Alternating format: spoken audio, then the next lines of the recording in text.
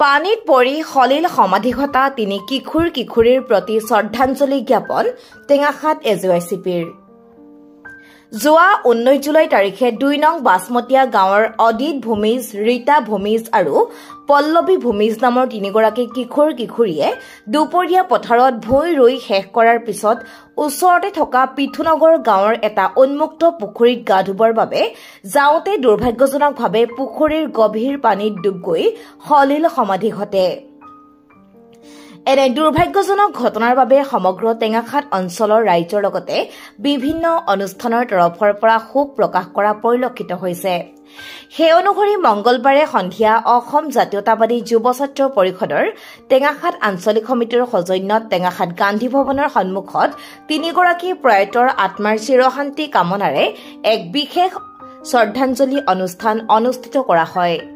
এই উদ্দেশ্যে টেঙাখাত আঞ্চলিকৰ সভাপতি গৌতম বৰুৱাই আঁত ধৰা অনুষ্ঠানত প্ৰয়াত তিনিগৰাকীৰ প্ৰতিচ্ছবিৰ সন্মুখত বন্তি প্ৰজ্বলন কৰে। ক্ৰমে সাংবাদিক তথা টেঙাখাত শাখা সাহিত্য সভাৰ প্ৰাক্তন সভাপতি নৱকুমাৰ গগৈ, এজেৱাইচিপিৰ কেন্দ্ৰীয় কাৰ্যনিৰ্বাহক সদস্য পাৰ্থপ্ৰতিম কোঁৱৰ আৰু টেঙাখাত আঞ্চলিক জাতীয় মহাসভাৰ সভাপতি ৰাজেশ চবৰে।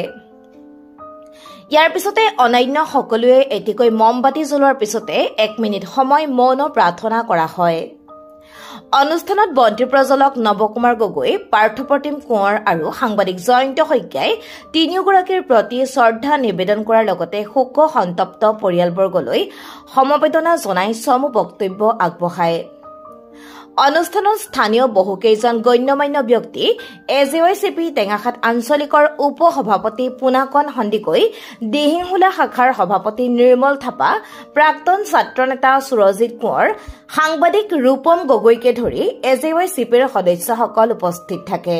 আমাৰ আজি বহুত দুখ লাগিছে, ক'বলৈ ভাষা নাই। যিহেতু আমাৰ টেঙাখাত অঞ্চলৰ তিনিগৰাকী ছাত্ৰ ছাত্ৰী তেওঁলোকে অধ্যয়ন কৰি আছিলে, গতিকে তেওঁলোকে উন্মুক্ত পুখুৰীত পৰি তেওঁলোকে মৃত্যুবৰণ কৰিছে। কথাটো বহুত দুখৰ বিষয়। যিহেতু আমি দেখিছোঁ যে আমাৰ অঞ্চলৰ বিভিন্ন লোকে তেওঁলোকে নিজৰ সুবিধাৰ বাবে মাছৰ বাবে হওক বা অন্যান্য কাৰণতে হওক তেওঁলোকে পুখুৰীসমূহ উন্মুক্ত অৱস্থাত ৰাখে। এই ক্ষেত্ৰত আমাৰ বিভিন্নজন আমি দেখিছোঁ যে পুখুৰীত পৰি মৃত্যু হয়। গতিকে আমি বিষয়টো আমাৰ স্থানীয় প্ৰশাসনক তথা আমাৰ যিসকল আমাৰ সচেতন নাগৰিক আমাৰ ৰাইজ আছে, আমি তেওঁলোকক ক'ব বিচাৰিছোঁ যে আপোনালোকে পুখুৰীসমূহ উন্মুক্তভাৱে নাৰাখিব, যাতে আমাৰ অনাগত আমাৰ এনেকুৱা ধৰণৰ আৰু কোনোৱে যাতে মৃত্যুবৰণ কৰিবলগীয়া নহয়। লগতে আমি শোকসন্তপ্ত পৰিয়ালবৰ্গলৈ গভীৰ সমবেদনা জ্ঞাপন কৰিছোঁ আৰু ছাত্ৰ ছাত্ৰীগৰাকী যাতে আত্মাই সদ্গতি পায়, আমি সেইটোৱে কামনা কৰি আজি এই শ্ৰদ্ধাঞ্জলি অনুষ্ঠানটো আমি আজি আহ্বান কৰিছোঁ। সঁচাকৈ অতি বেদনাদায়ক।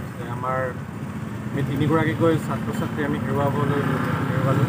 গতিকে আমি অসম জাতীয়তাবাদী যুৱ ছাত্ৰ পৰিষদে শ্ৰদ্ধাঞ্জলি অনুষ্ঠানৰ জৰিয়তে তিনিগৰাকী ছাত্ৰ ছাত্ৰীৰ আমি আত্মাৰ সদ্গতি কামনাৰ লগতে আমি শোকসন্তপ্ত পৰিয়ালৰ সমবেদনা জ্ঞাপন কৰিছোঁ স্থলীৰ পৰাই।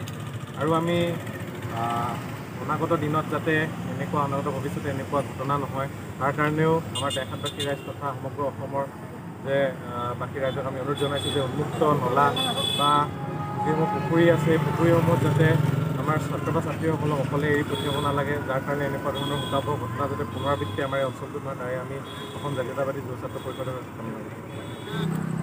আমাৰ সংগঠনৰ ক'বলগীয়া একো কথা নাই। ইমান দুখৰ বেদনা ছাত্ৰ ছাত্ৰী দেশৰ অঞ্চলত বিশেষকৈ এই ঘটনা হৈ আছে। সেইটো আমি দুখিত যে প্ৰশাসন বা নাগৰিকসকল, জ্যেষ্ঠসকল বা অভিভাৱকসকল, মই আপোনাক জাতীয় মহত্বৰ অনুৰোধ যাতে যে ল'ৰা ছোৱালী যে এনেকুৱা ঘটনা নহয়, তাৰ প্ৰতি লক্ষ্য ৰাখি নতুন চিন্তাধাৰাৰে আগবাঢ়ি যাতে ভৱিষ্যত এনেকুৱা ঘটনা নহয়, টেঙাখাতবাসীলৈ মই বিনম্ৰ অনুৰোধ জনাইছোঁ আৰু প্ৰশাসনক অনুৰোধ জনাইছোঁ যাতে এনেকুৱা ঘটনা নহয়। আৰু বহুত দুখ অনুভৱ হৈছোঁ যে দেশৰ ছাত্ৰ ছাত্ৰীসকলৰ আত্মাই সদ্গতি লাভ কৰে আৰু যিখিনি কাম কৰিবলগীয়া কামখিনি যাতে আমি কেনেকৈ ভৱিষ্যত আমি কৰি যাওঁ আৰু এনেকুৱা ঘটনা নহয়, তাৰ প্ৰতি লক্ষ্য ৰাখি আমি সকলোৱে দুখ অনুভৱ কৰিছোঁ। উল্লেখ্য যে প্ৰয়াত অদিত ভূমিজ হাতীবন্ধা হাইস্কুলত 8ম শ্ৰেণীত অধ্যয়ন কৰাৰ লগতে ৰীতা ভূমিজ আৰু পল্লৱী ভূমিজ টেঙাখাত মহাবিদ্যালয়ৰ স্নাতক মহলাত অধ্যয়নৰত আছিল। News desk report, Tengakhat live.